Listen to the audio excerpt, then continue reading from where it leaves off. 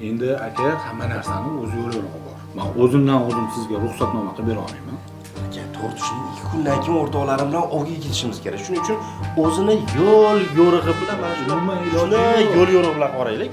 Inson omili aralashuvi niyati buzuqlarga umidlarini asrab qolish uchun so'nggi najotdek ko'rinadi go'yo. Odam odamni tushunadi, tanish bilishning ko'pi yaxshi kabi iboralarning o'zagi ham aynan shundan shakllangan. Lekin ichki ishlar tizimi ana shunday qonunni chetlab o'tishga harakat qiladiganlarga bir yo'la barcha yo'llarni yopish bilan javob qaytarmoqda. Tushunmadim. Qanaqa qilib? Inson faktori aralashuvisiz shaffof elektron platformalar orqali, xususan jamoat tartibini saqlash xizmati, nazorat litsenziyalash faoliyati bo'linmalari tomonidan ko'rsatiladigan davlat xizmatlarini to'liq raqamlashtirish va elektron axborot xizmatiga o'tkazish bo'yicha bir qator ishlar amalga oshirilmoqda. Aka, navbatlantir. Uzra, oxiri kim ekan?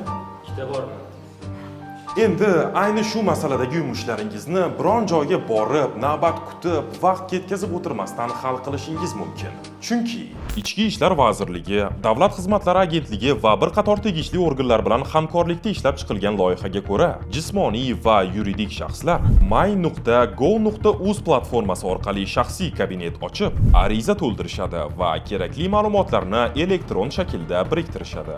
Nazorat litsenziyalash faoliyatining mas'ul xodimi qonunchilikda ko'rsatilgan tekshiruv ishlarini olib boradi. Tekshiruv natijasiga asosan murojaatchilar, ya'ni jismoniy va yuridik shaxslarning shaxsiy kabineti orqali xabarnoma yuboriladi.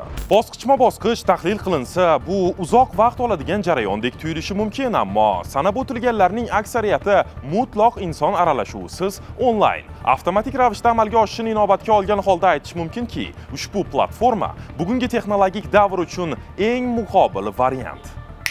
Istalgan joydan turib smartfon yoki kompyuteringiz orqali kerakli ma'lumotlarni taqdim etasiz, qolganini platformaning o'zi davom ettiradi. Bu yaxshigina qulaylik yaratish bilan birgalikda xizmatning 100% shaffof bo'lishini ham ta'minlaydi. Aka, qilib bera olasizmi, yo'qmi? Ruxsatnomani qilib bering, iltimos. Shuncha gapni eshitdingizmi? Sizdan iltimos, o'zingizni ham meni ham xavf ostiga qo'ying. Tizim to'liq raqamlashtirilgan. Bu degani siz endi qing'ir ishlaringizni amalga oshira olmaysiz degani.